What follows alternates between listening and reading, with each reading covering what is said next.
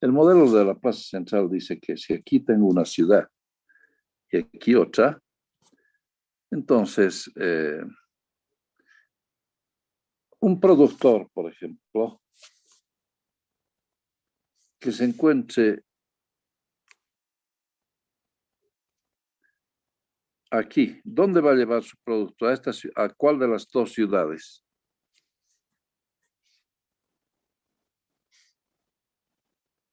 ¿A cuál de las A dos la ciudades? derecha, ahí, Ya le vamos a llamar ahí. a la extrema derecha. Ya.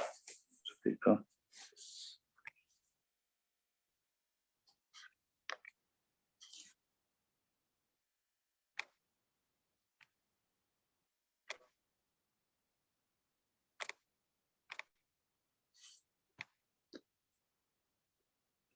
Ponemos un nombre, ¿no? Para que no.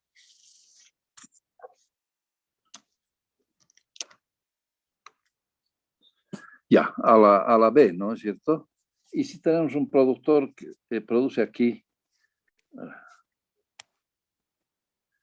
¿dónde lleva sus productos?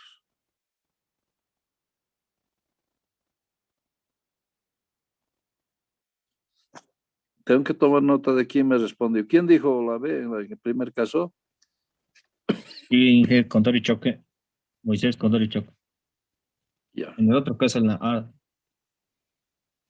ya. Y si está al centro,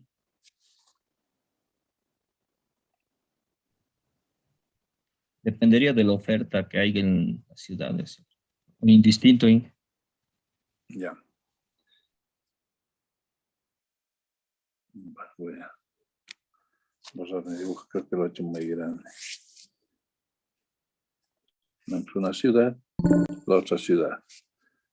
Entonces, resulta que la influencia de esa ciudad es así y de la otra es así, ¿no? Ahí está su centro, su centro. Entonces,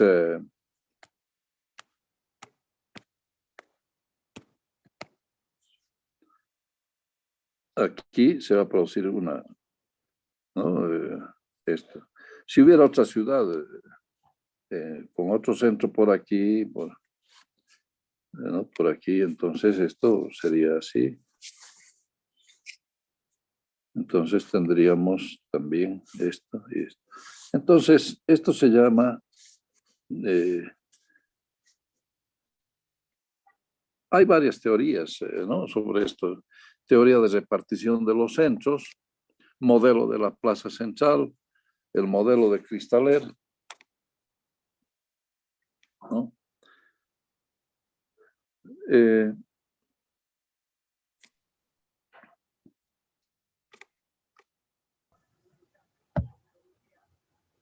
esto se utilizaría en el caso, por ejemplo, de que quisiéramos repartir ciudades o centros poblados en el territorio de una manera homogénea, ¿no? Entonces, tomamos los centros poblados de una cierta talla y vamos dividiendo el territorio así, como ustedes ven estos rojitos.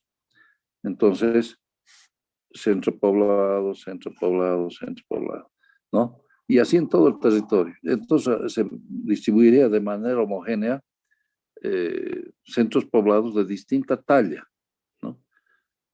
Ahora, esa situación también la podemos tomar en la ciudad.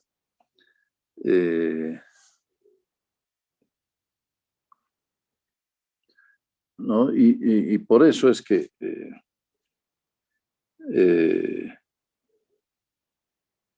a ver.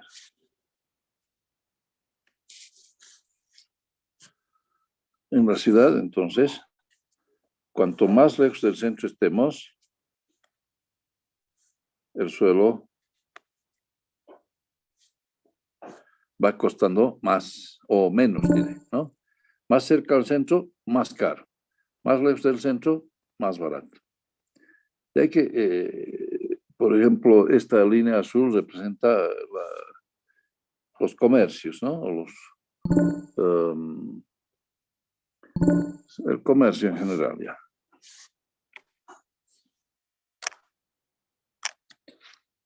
Comercio. En cambio, la roja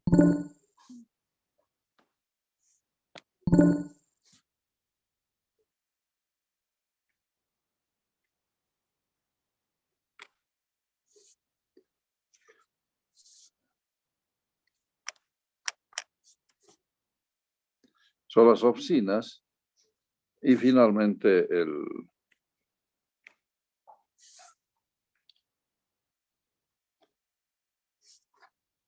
negro son las viviendas.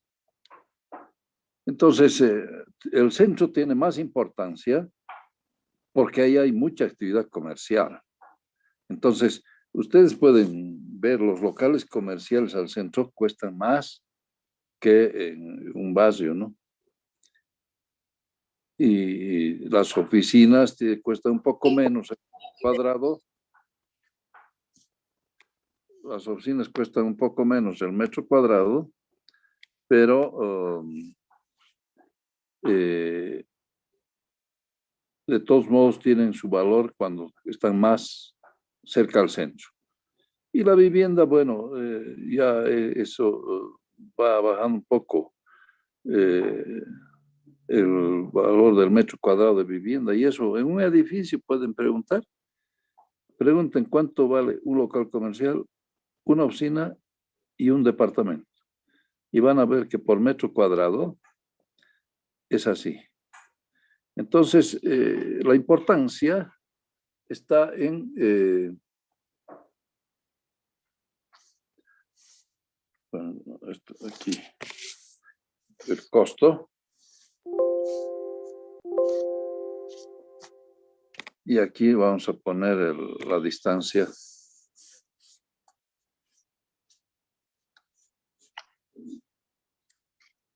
Distancia al centro.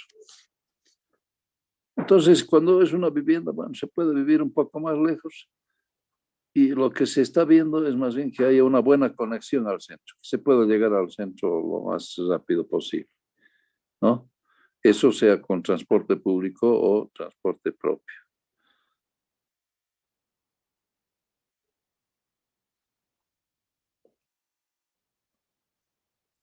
Entonces también se puede aplicar el modelo de la Plaza Central a nivel de ciudad, ¿no?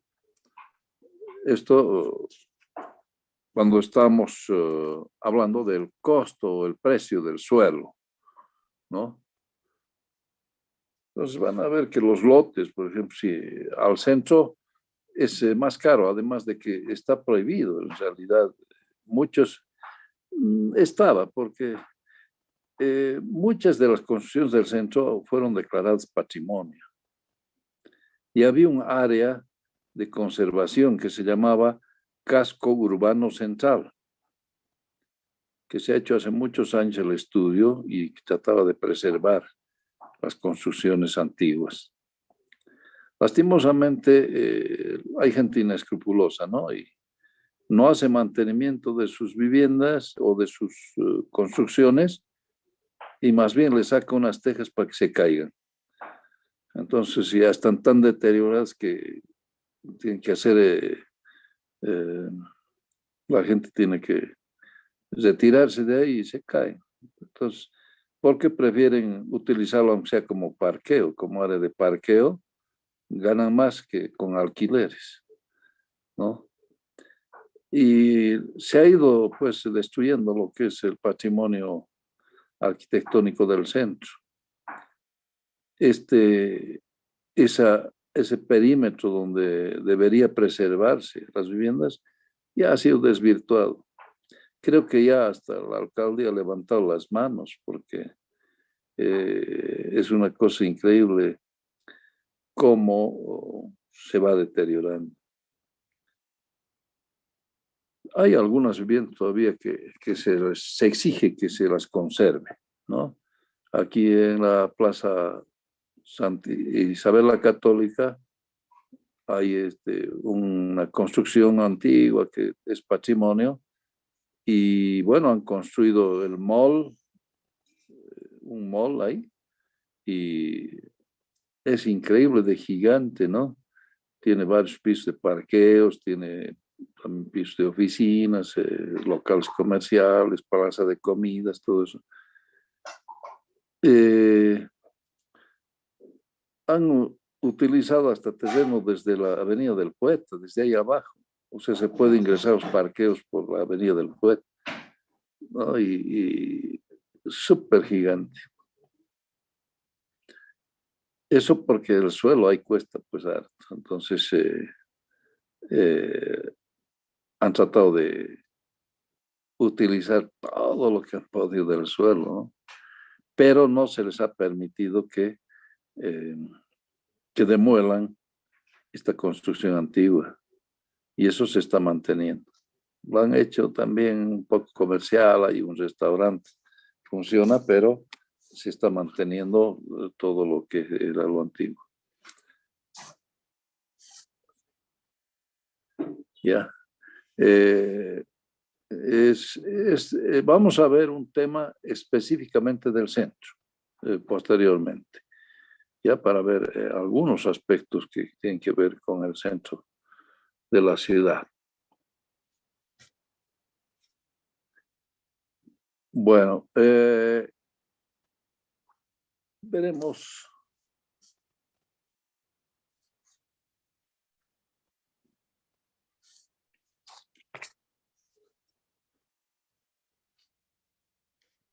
Son los servicios urbanos municipales. ¿Ya? Lo que pasa es que hay una desproporción. Cuando hablamos de infraestructura, hay una desproporción entre las necesidades y los recursos que tiene el municipio, porque las necesidades de la población son muy grandes y el municipio no tiene los recursos suficientes, ¿no? Entonces, eso hablando en recursos financieros y también humanos, ¿no? No tiene suficientes para atender todas las necesidades de la población. Entonces ahí viene el problema de la tarificación.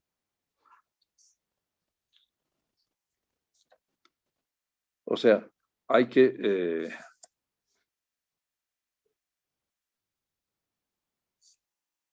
me cambia las cosas aquí.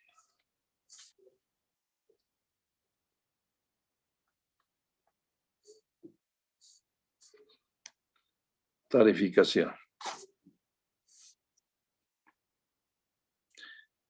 La tarificación está dirigida a la recuperación de los costos.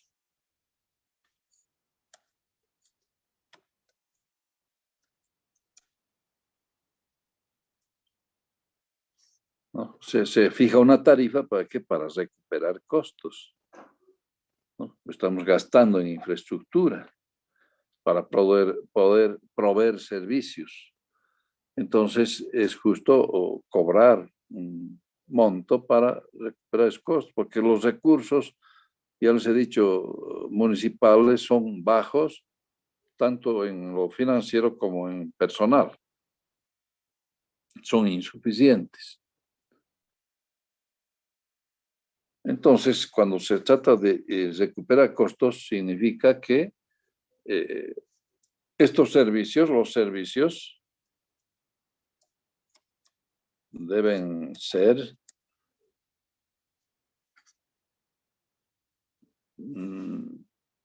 financiados por la población beneficiada.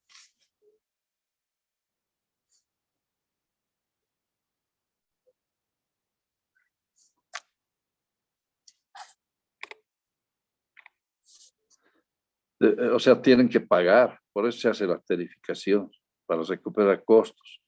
Entonces, los servicios deben ser financiados por la población. Pero, ¿por qué? Además, aquí hay un porqué bien importante. Aparte de recuperar costos, es que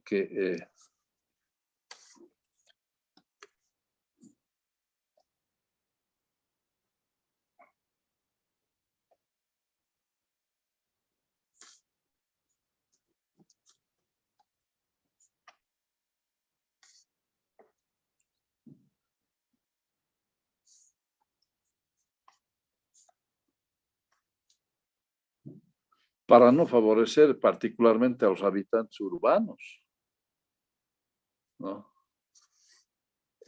Porque de otra manera se estaría subsidiando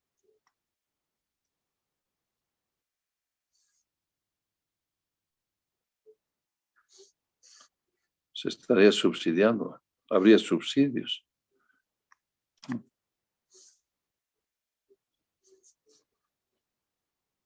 Y si hay subsidios, entonces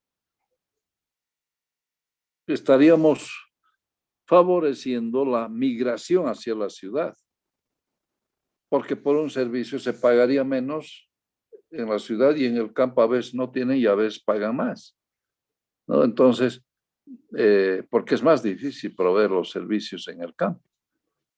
Entonces, se favorece la migración.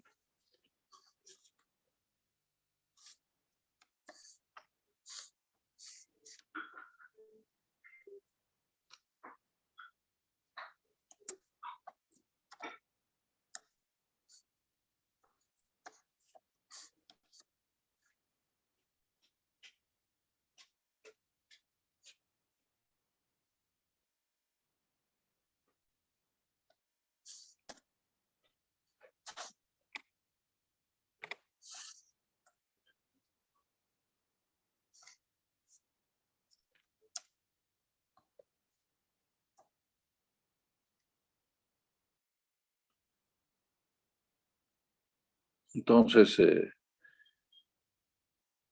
siempre se tiene que pensar cuando se habla de los servicios urbanos municipales en que tiene que haber una tarifa, ¿no? Para recuperar costos de la provisión de eso. Ahora, lógicamente, dentro de esa tarificación se puede zonificar, decir, esta gente es más privilegiada, se cobra una tasa mayor y entonces estos barrios son eh, más gente más de menos recursos, entonces hay que cobrarles una tasa menor. Se puede hacer una diferenciación, como normalmente están haciendo, ¿no? Entonces, pero los servicios urbanos tienen que ser pagados, porque si no hay un subsidio y la gente del campo prefiere migrar a la ciudad porque va a obtener servicios bajos en costo o gratuitos. Ahora aquí les comento algo, ¿no? Hay mucha gente que hace conexiones clandestinas en la ciudad para no pagar. Y ahora último se han encontrado conexiones clandestinas de agua, ¿no? Pero también hacen de electricidad, roban electricidad, lo que es peligroso porque a veces no son conexiones muy adecuadas, no las hacen tomando algunos aspectos de seguridad y suceden accidentes, ¿no? Puede haber un incendio o puede pasar la corriente a alguien, que yo les puedo dar ejemplos. Yo tenía un chofer que les comenté, creo alguna vez, ha sido mi compañero de curso en primer año de la universidad, pero como Banzer cesó la universidad durante 2 años, él en ese tiempo se puso a trabajar y se casó. Entonces ya no pudo continuar estudiando. Y él quería ser ingeniero, pero entró a trabajar al servicio de caminos, queriendo trabajar en topografía, por lo menos estaba relacionado en algo con la ingeniería civil que le gustaba. Pero el jefe era el jefe ahí y dijo, no, tú vas a trabajar como chofer. Después te voy a poner a topografía. Y nunca lo cambió y toda su vida trabajó de chofer. Claro que dentro de eso siempre a los antiguos se les daba prioridad de venir a la ciudad y él terminó trabajando aquí en la ciudad. Y llegó a ser mi chofer y él había sido mi compañero de curso en primer año de universidad.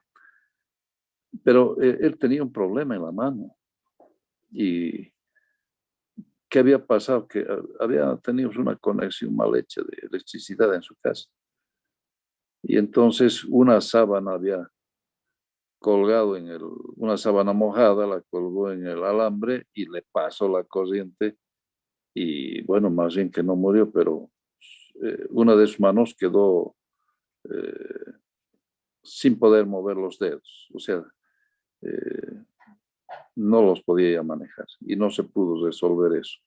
Entonces él era chofer, pero manejaba así, pues tenía ese problema, pero era buen chofer, pese a eso, ¿no? Yo he visto, bueno, comparando un poco con eso, una vez tomé un trufie para ir a Cruce Viacha desde San Pedro y había el señor, yo me senté adelante y el que manejaba no había tenido una mano y corredor todavía y para hacer los cambios con el brazo que no tenía la mano, sujetaba el volante y medio cruzando, porque le faltaba la mano derecha, hacía los cambios. Increíble, ¿no? Y le gustaba coser además, ¿no? Yo decía, pucha, debería tener más cuidado si tiene ese problema, pero no, cose. Y algunos otros de la oficina también alguna vez comentaron, dijeron, pucha, me ha tocado un chofer así. Pero yo realmente admiraba que pudiera manejar así ese señor. Mi amigo, mi compañero de trabajo, o mi chofer, él tenía su mano, ¿no? Y podía todavía servirse de alguna manera de eso para manejar, pero este otro no tenía, era grave, muy, me impresionó. Bueno, es un comentario aparte nomás. La idea es que en las ciudades a veces hay también conexiones clandestinas y no siempre son muy bien hechas, ¿no?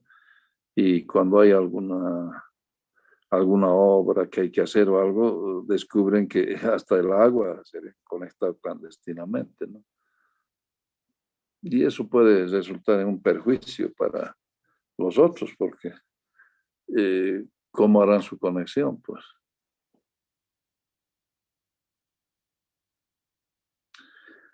bueno, ahora estamos hablando de la ciudad. La ciudad tiene varios componentes, que son las viviendas, los equipamientos, los servicios. Entonces, vamos a hablar un poco sobre la política de vivienda.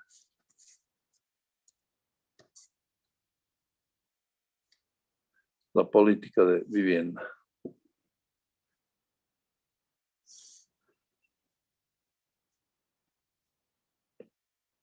Miren, cuando la ciudad va creciendo, los que menos tienen, ya les he dicho, van a ocupar los lugares que los que más tienen han desechado, lugares de fuerte pendiente que pueden estar sujetos a inundaciones o a deslizamientos.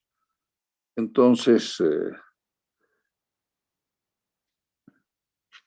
eh, algunos plantean, dicen, bueno, hay que llevar adelante una política para que la gente que vive en estos barrios espontáneos vuelva al campo, ¿no?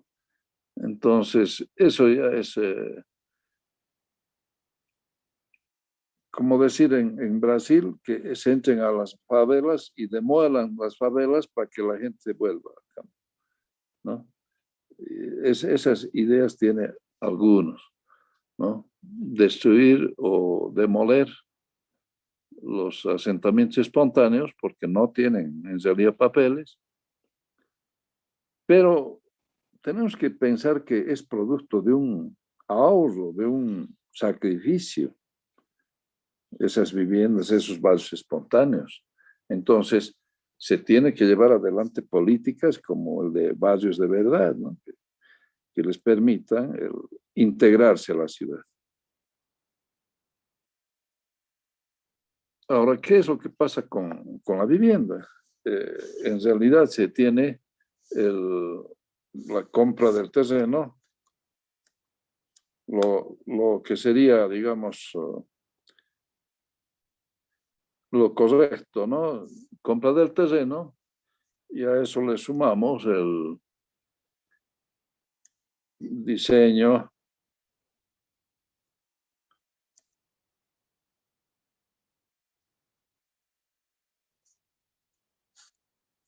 Si es que se corta, volvemos a entrar, por favor. Diseño arquitectónico, ¿no? O sea, un arquitecto participa y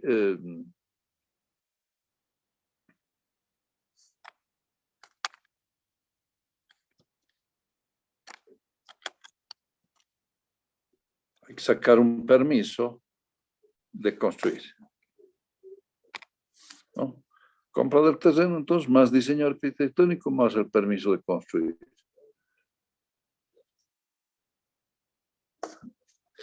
Bueno, eso pueden hacerlo los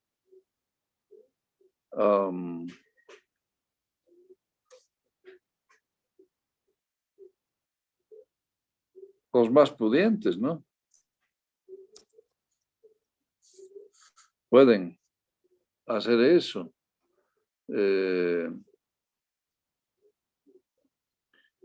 Además que tienen posibilidades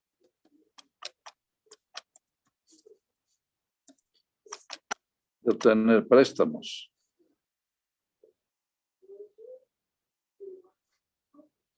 Bancarios, ¿no? Para su construcción. Pero los que no tienen recursos no pueden. Bueno, el terreno tal vez llega a comprarlo de un especulador del suelo que vende el terreno a 10 personas el mismo terreno.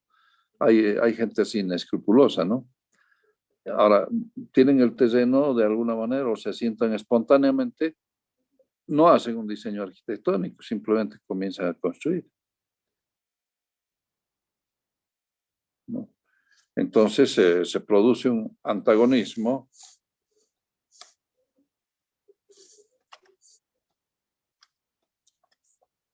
entre la ciudad. ¿Qué pasa?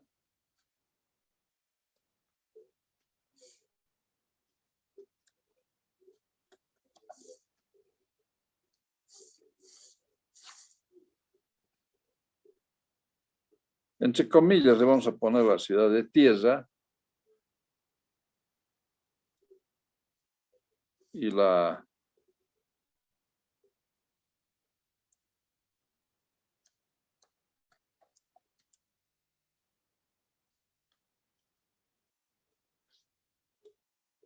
ciudad de hormigón. Entre comillas estoy poniendo, ¿no? Porque no siempre se construye con tierra en los barrios espontáneos.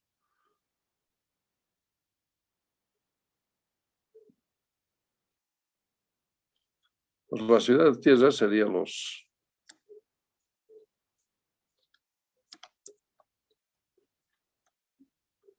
barrios espontáneos, ¿no? Y la ciudad de hormigón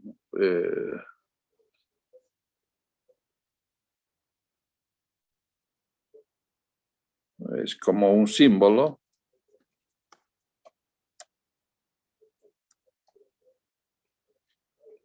del éxito social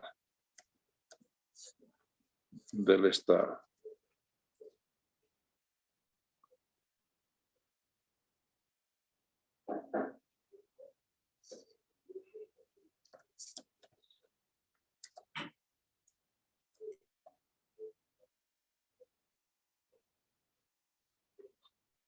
¿No? Bellos barrios residenciales, si quieren le ponemos así.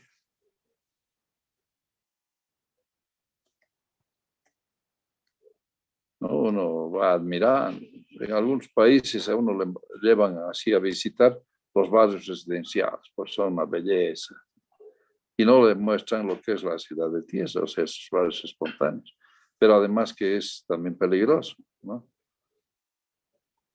En El Cairo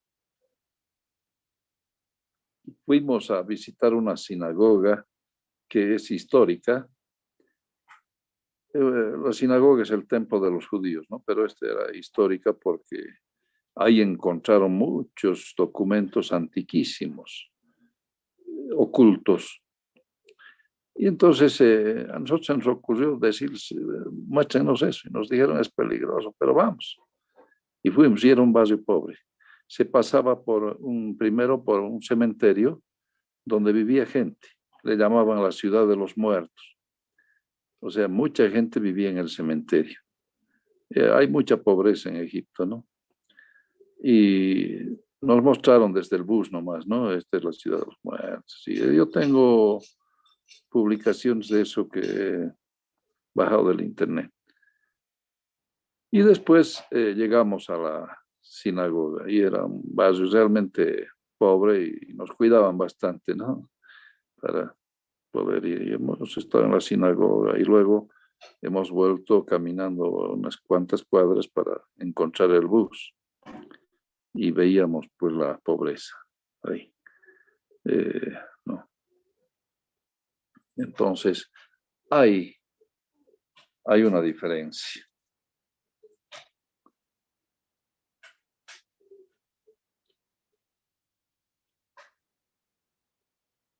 Entonces, aquí vamos a... Hay campo aquí.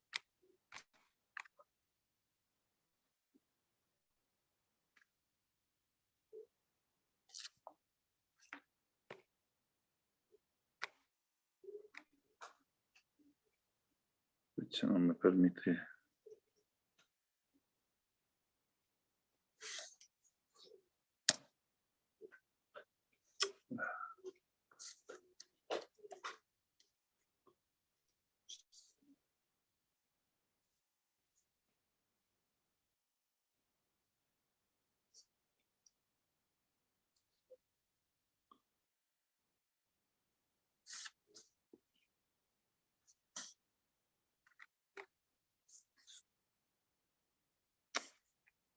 ¿Qué pasa? Ahí.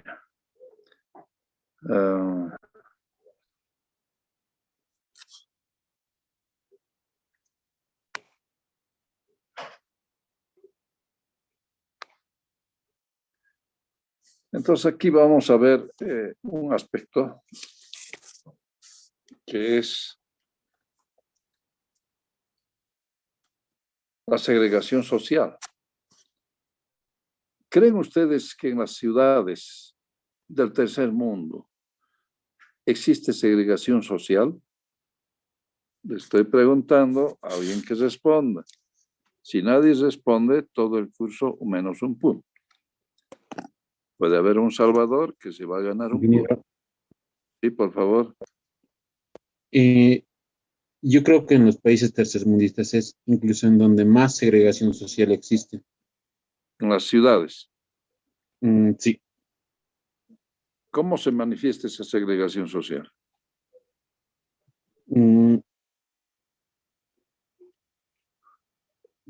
Podría Hablando, ser. ya, sí, seguí nomás. Es que ahorita no se me ocurre mucho. Respecto a los barrios, hablaremos, hemos conversado un poco sobre eso.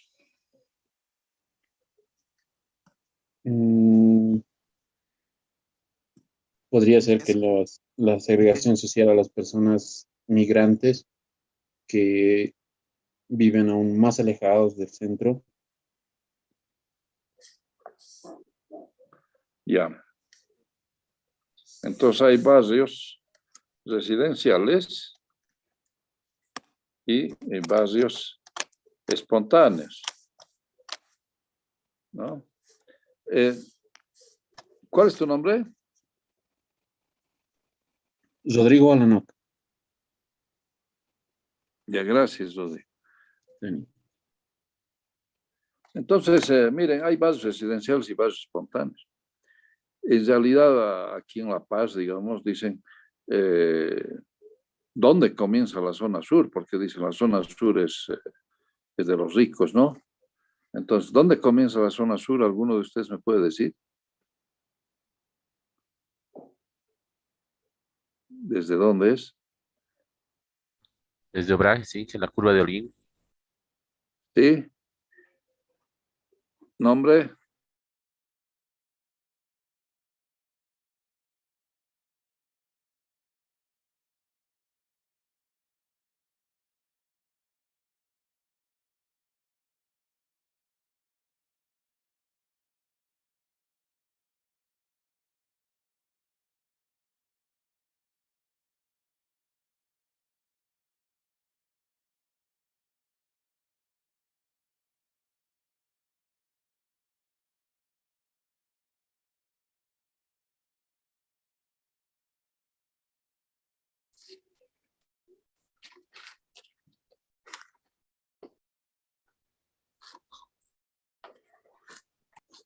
Inge, Luis Centellas es mi nombre, por si acaso. Ya, Luis Centellas.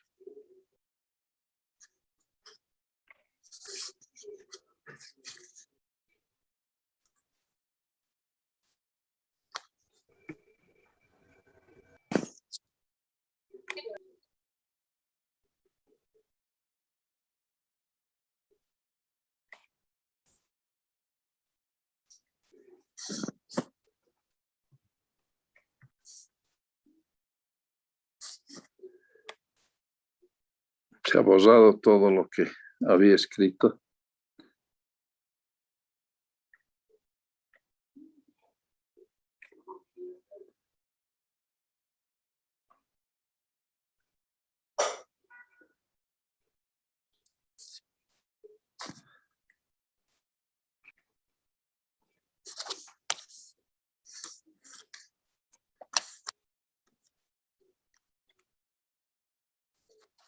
Hablando de los barrios, ¿no? Entonces,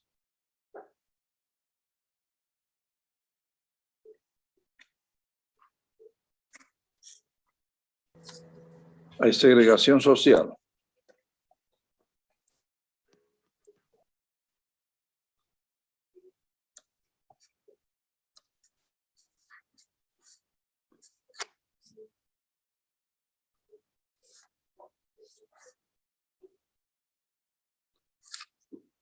Hay barrios residenciales, barrios espontáneos, sí.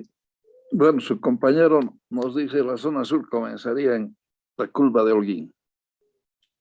¿Ustedes tienen alguna otra opinión al respecto?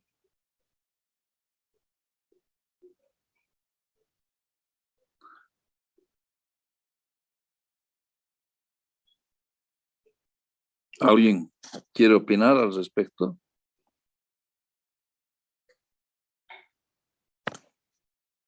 Bueno, miren, yo caminando con los chavotes estábamos charlando y llegamos a la Plaza del Estudiante y me dijo, no, hasta aquí nomás.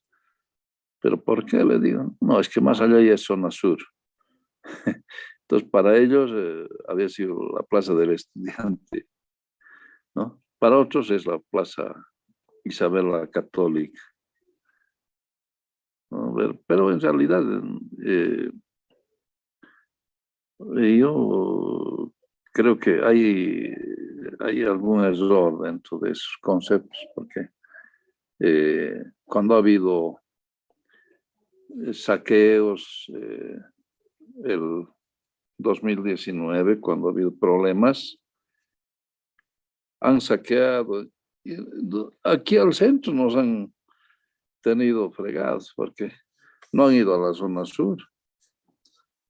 A las 6 de agosto se han metido ahí han abierto joyerías, había algunas tiendas, eso han saqueado, ¿no?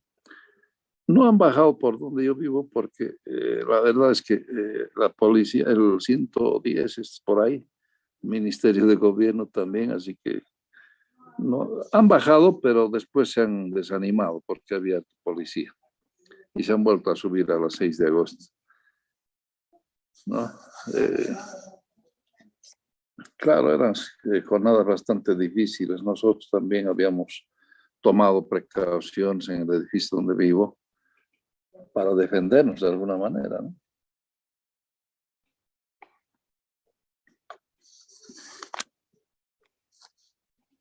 Así. Es que hay una idea errada sobre lo que, sobre quiénes viven en dónde, ¿no? Pero yo les digo, en la zona sur, en medio de todas esas viviendas tan bonitas que hay, bastante bien hechas, hay talleres.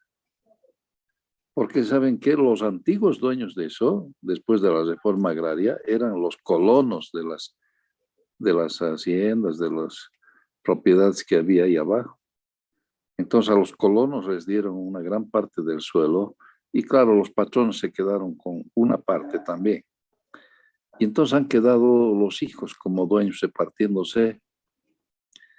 Y esos hijos tienen un terreno bastante grande, entonces lo lotean. y venden a un buen precio, y se quedan con unos 2 lotes y ahí instalan su taller de carpintería o de algunas otras cosas, ¿no? Entonces, al medio de esas viviendas que se van construyendo nuevas, quedan talleres. Hay gente también que claro, han vendido a buen precio sus lotes, ¿no? Y se han quedado con unos 2 y viven también ahí al medio de toda esa gente. Pero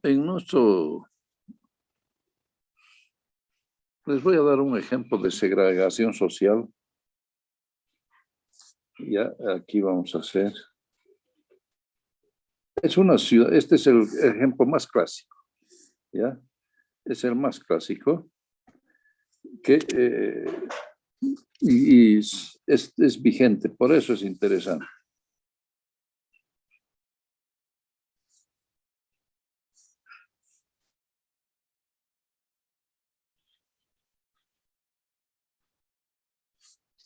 Aquí hay unas cumbres nevadas. Este es el...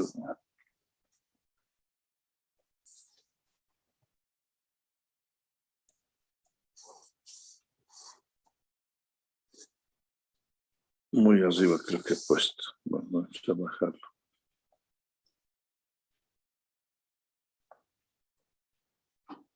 El macizo de Elburz, ¿no? Esa es una cadena montañosa. Aquí está el mar Caspio.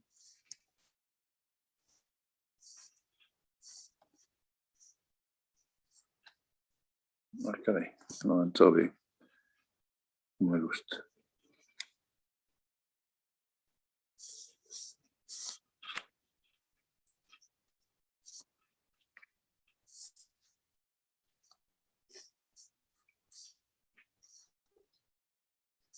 El mar Caspio.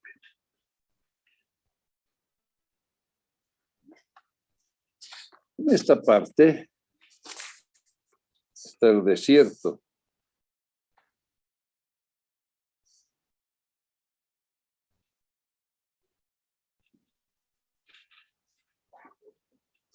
Y resulta que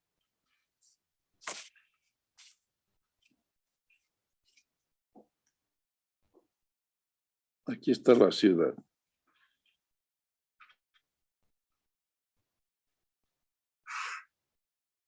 Watching me.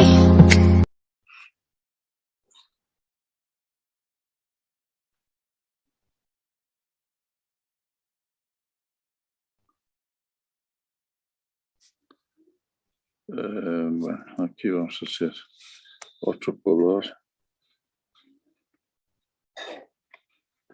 Aquí vivía la autoridad máxima. Porque, miren, más cerca hacia la parte nevada es más un clima más agradable que en el desierto. Entonces la ciudad tenía una cuadrícula, ¿no? Bueno, es más larga, pero bueno, ahí vamos a poner.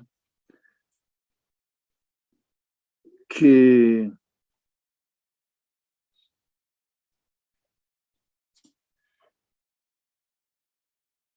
ahora la pregunta que yo os hago, ¿dónde quisiera usted vivir?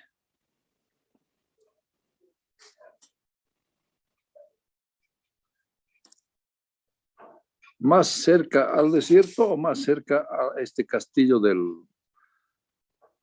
mandamás?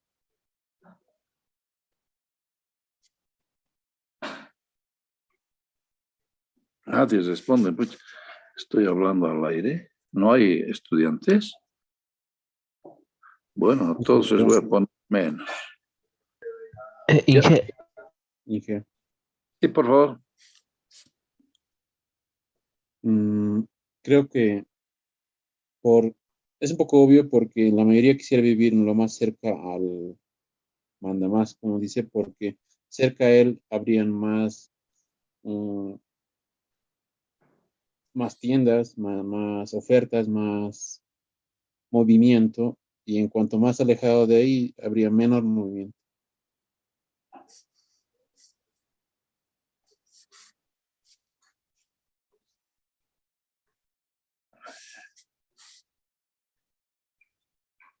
Ya. Les voy a decir qué ciudad es esta, ya, para que se den cuenta. Esta ciudad se llama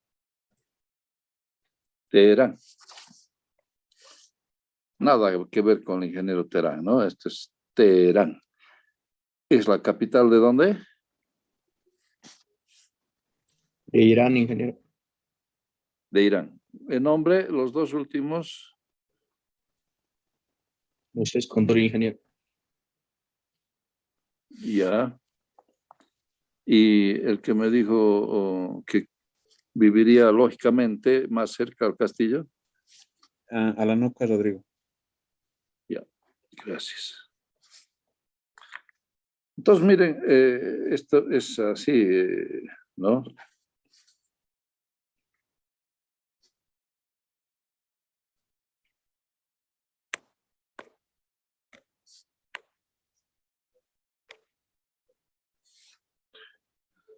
Los que más tienen, ¿no?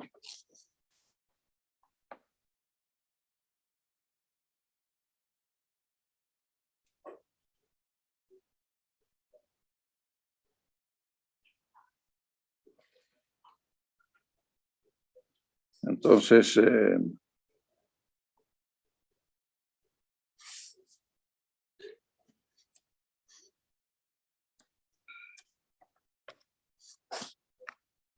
los que más tienen. Entonces, cada vez más cerca al castillo, ¿no?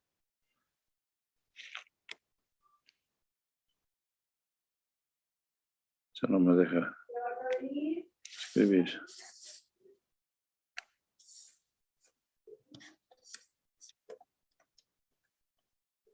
Los que menos tienen están más alejados y los otros se acercan más. Claro, es un clima mejor. Cuanto más alto es mejor. Y cuanto más te acercas al desierto es entonces más grave, ¿no? Entonces,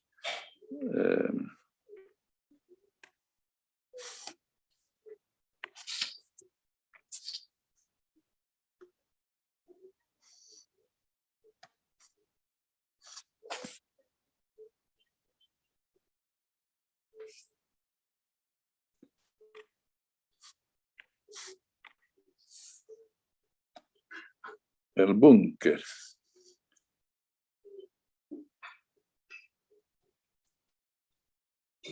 Más alto. Entonces, aquí pues les decía que es un ejemplo clásico porque cuando había el Shah, en tiempos del Shah, ¿no? Ahora ya no hay Shah.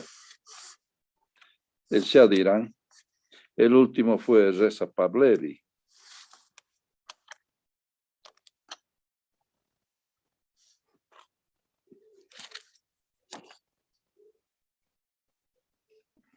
Me cambia esto.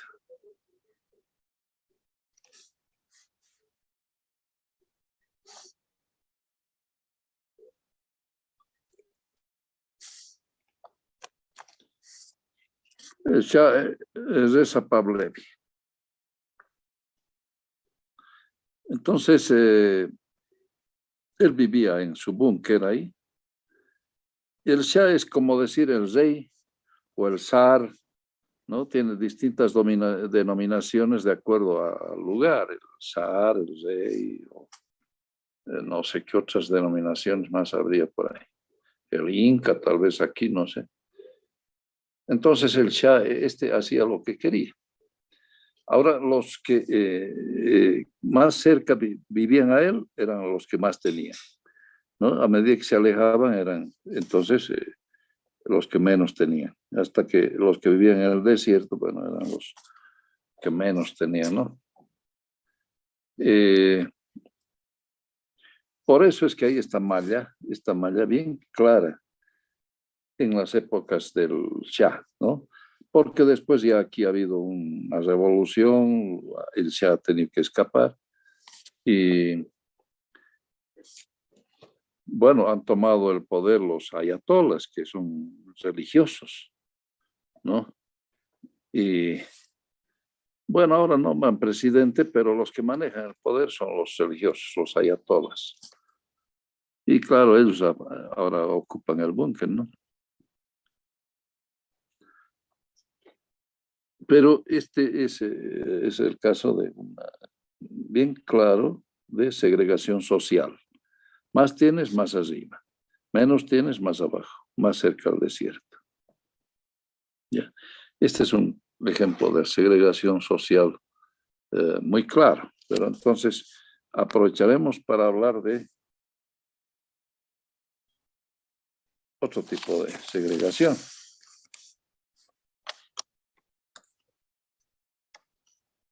¿Habrá segregación funcional en nuestras ciudades? Segregación funcional se refiere a la función, es decir, los oficios y las profesiones. Por ejemplo, les pregunto, ¿hay un barrio de bordadores? ¿Dónde queda? ¿Aló, aló? Bueno, voy a preguntar por lista. A ver, a ver. José Oscar Quispe. José Oscar Quispe Vilca.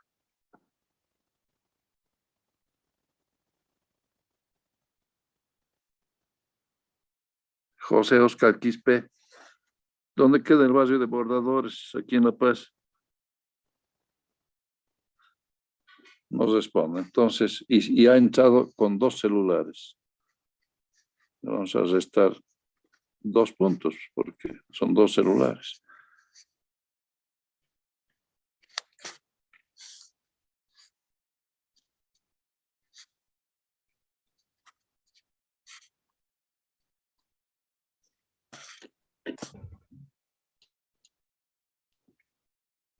Preguntaremos a otra persona.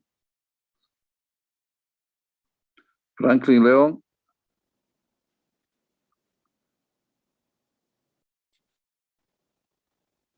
Franklin León. Tampoco.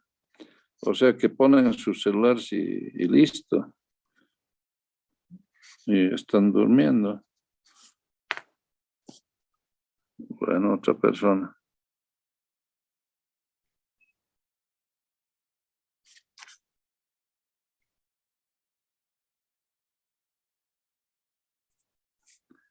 Mónica Palacios.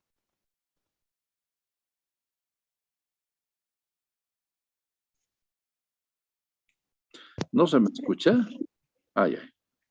Por favor, Mónica, ¿dónde queda el barrio de los bordadores?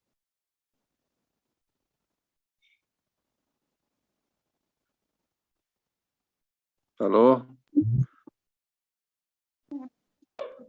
Los Andes. Sí, es los Andes. ¿Y a quién le ha corregido? Ya, está bien, está bien. Le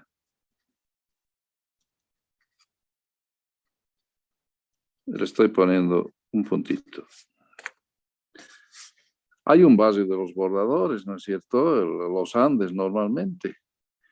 Pero así como hay un barrio de los bordadores, esa es la función, ¿no? La actividad mayor del barrio. Así como eso hay barrios, barrio ferroviario, barrio gráfico, barrio petrolero, ¿no? Entonces, hay también una segregación funcional en la ciudad. Se forman barrios ¿quién me ha de mandar la lista? ¿Quién me va a enviar la lista? Por favor, ya están Lo poniendo. dije. Edgar Rodrigo Quispe. Ya, gracias.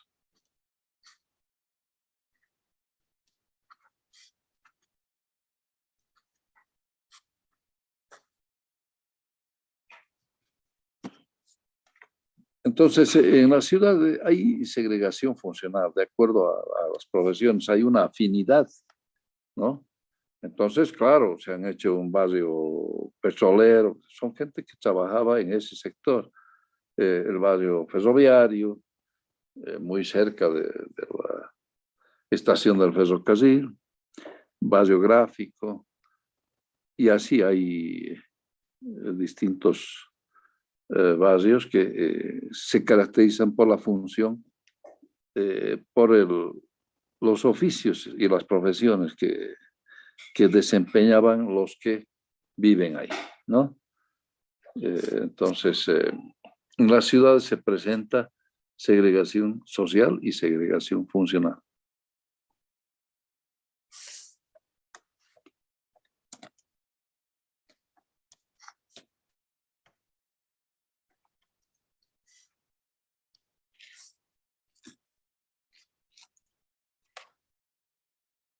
Bueno, ahora vamos a ver otro aspecto. Tenemos que analizar las ciudades desde distintos aspectos para elaborar un documento ya de gestión de la ciudad, ¿no?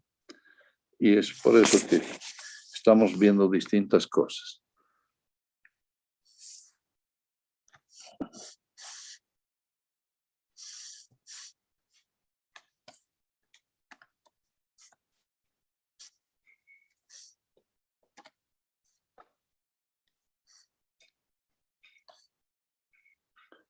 Voy a hacer distintos gráficos aquí, ¿ya?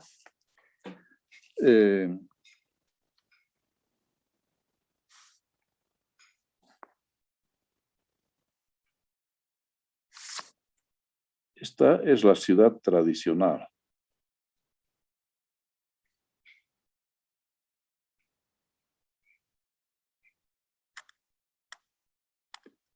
Entonces,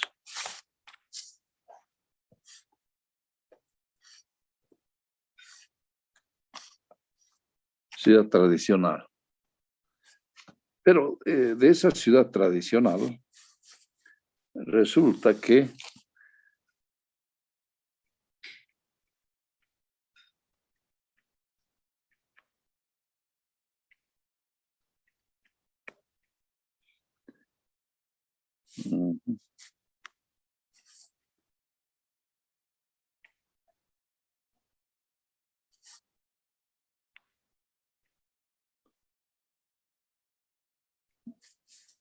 resulta que salen porque la ciudad se satura, ¿no? Hay migración, hay crecimiento poblacional. Entonces, los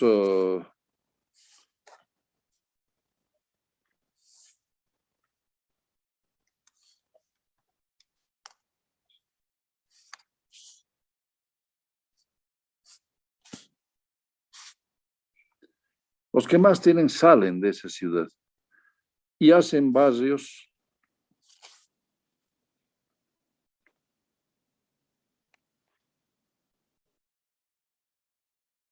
residenciales.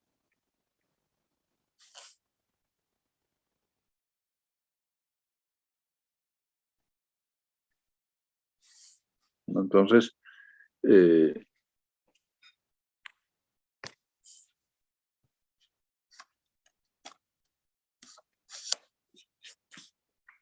barrios residenciales. O sea, buscan lugares de mejor clima, ambiente bonito, paisaje, ¿no? Entonces, así ahí salen para formar barrios residenciales.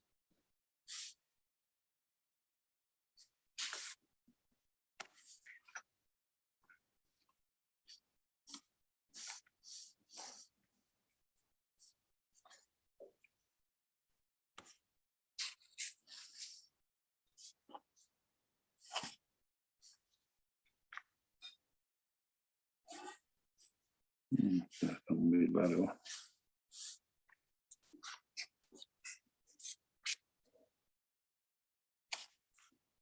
Entonces tenemos aquí la ciudad tradicional.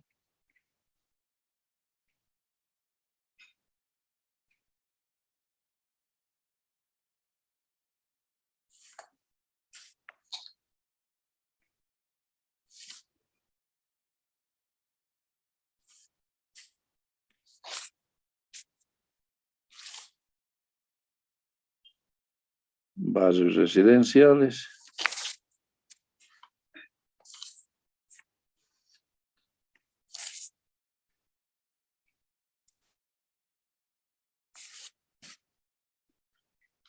Pero también salen de la ciudad.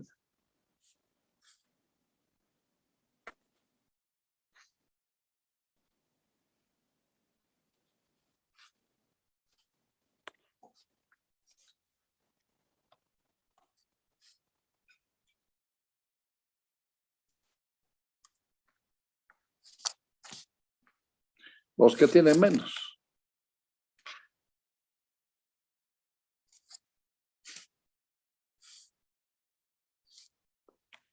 Y esos son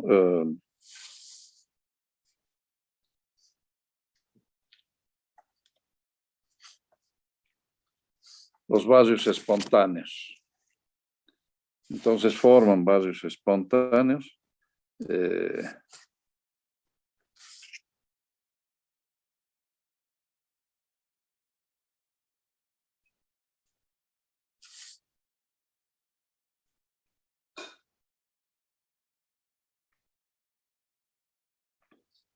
¿No? Se forman barrios espontáneos. Los que tienen menos, entonces, ocupan los lugares que han sido desechados por los que más tienen, ¿no? Como les decía antes, lugares que pueden tener fuerte pendiente, lugares sujetos a inundaciones o lugares inestables. Esos lugares los ocupan los que menos tienen y forman los barrios espontáneos. Y finalmente, no me va a alcanzar, creo,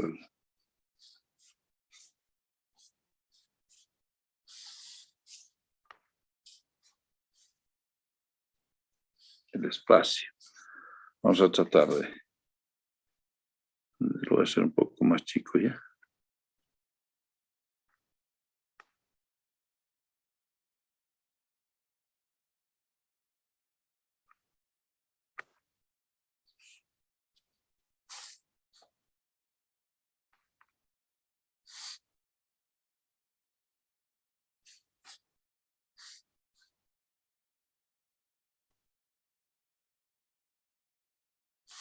Tenemos los barrios residenciales. Aquí ya no me alcanzó. Bueno. Pero los barrios espontáneos van pidiendo los servicios, ¿no? Agua, alcantarillado, electricidad, agua potable, recolección de basuras, accesibilidad. Y en la medida en que logran eso, se están integrando a la ciudad. Entonces va a producir lo siguiente, ¿no?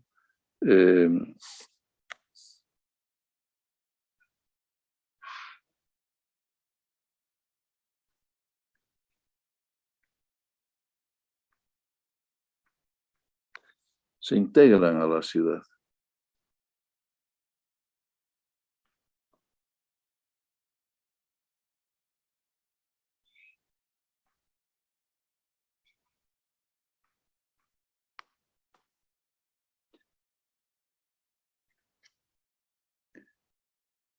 Entonces, en estos 4 gráficos podemos ver el mecanismo por el cual la ciudad crece, ¿no? De la ciudad tradicional que va recibiendo flujos migratorios,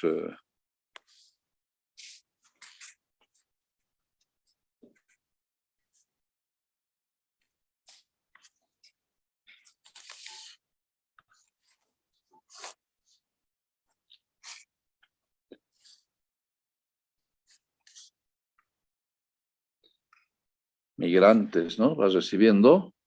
Entonces, la ciudad se densifica. Entonces, la gente, y además crece la población también en la ciudad, más los migrantes, se densifica, hay sobrepoblación. Entonces, los que más tienen salen para formar barrios residenciales. Los que menos tienen forman barrios espontáneos. Y finalmente se integran a la ciudad. Y ese es el mecanismo de crecimiento de la ciudad.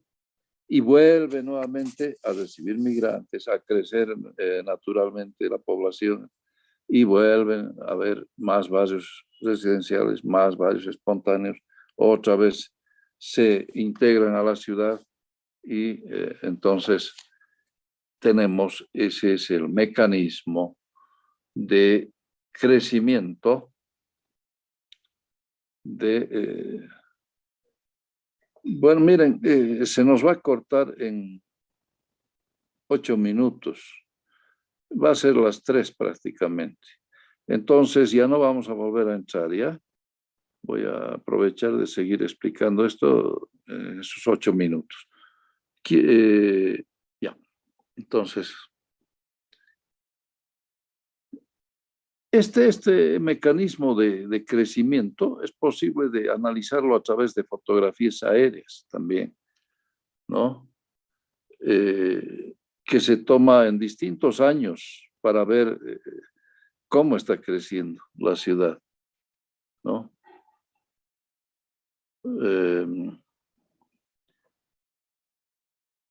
Las zonas residenciales se puede diferenciar en las fotografías aéreas. Y claro, las zonas residenciales inducen a servicios, ¿no? A demanda de... Y bueno, se necesita vías, electricidad dentro del desarrollo urbano. Entonces los barrios espontáneos son los que requieren más que todo, exigen hasta lograr, ¿no? Entonces vean cómo se produce este fenómeno de crecimiento de la ciudad. Ahora nosotros tenemos que guiar ese crecimiento de la ciudad. Esa es la planificación urbana. Hay que guiar el crecimiento porque no puede crecer indistintamente como mancha de aceite. ¿No? Y no puede crecer de una manera que desordenada. Entonces se necesita planificación urbana. Entonces tenemos que entender estos mecanismos para poder corregirlos y tener un crecimiento bajo una administración, una gestión adecuada. ¿Ya?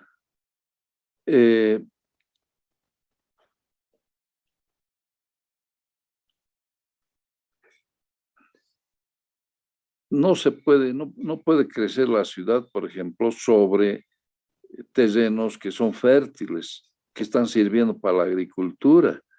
No se debería utilizar estos terrenos para la ciudad, porque estamos quitando a la ciudad misma la posibilidad de proveerse de productos.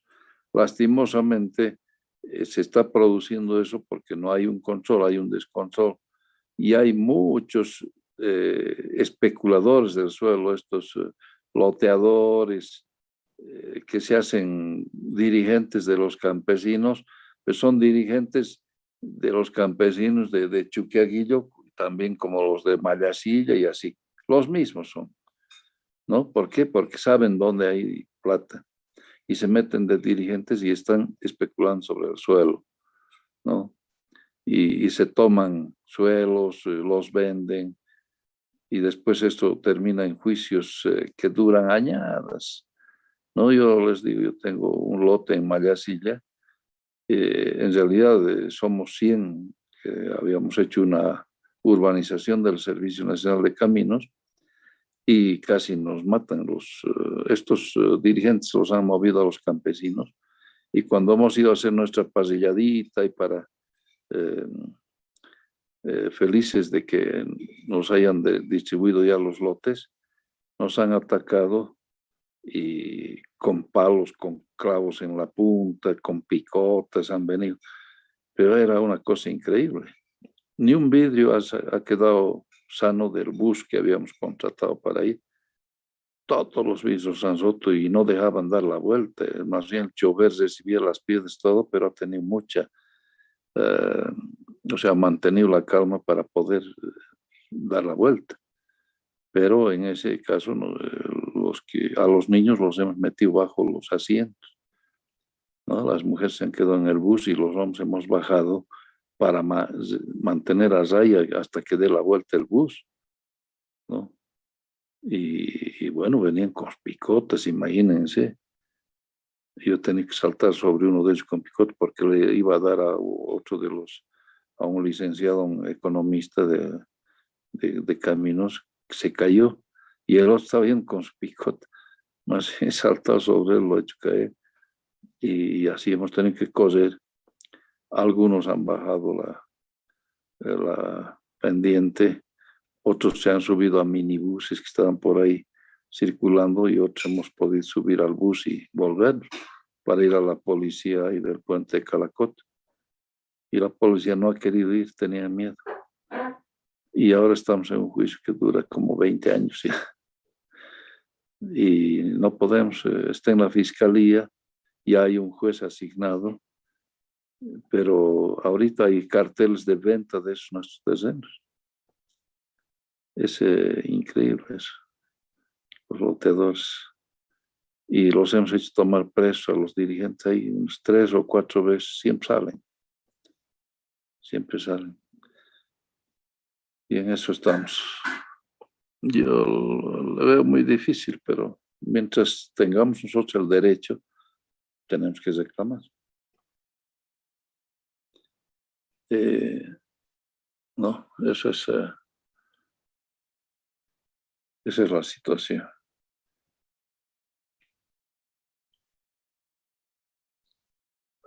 Entonces la ciudad va creciendo, se puede analizar a través de fotografías aéreas. ¿Qué es lo que tiene que llevarnos a esto de la planificación urbana?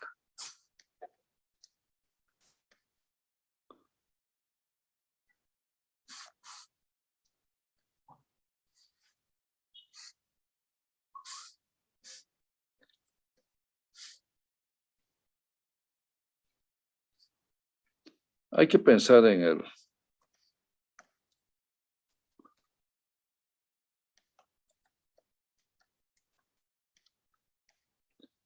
el mejoramiento del acceso al empleo,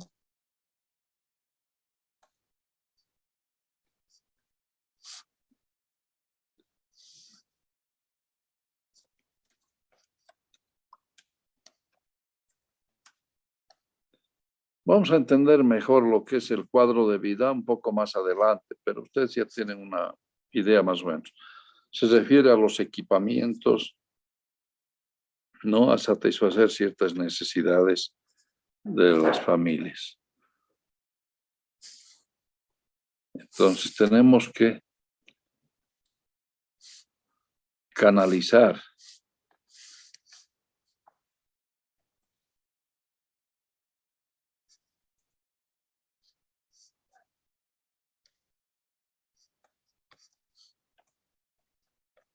el proceso de urbanización bajo criterios económicos,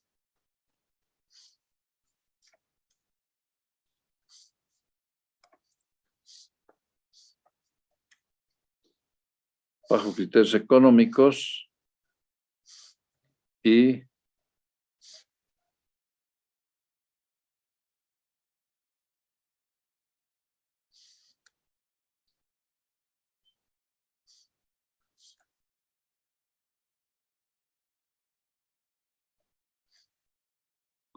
aquí es lo que les decía, ¿no?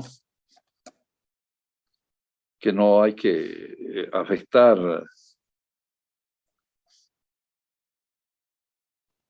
el suelo agrícola. No debería.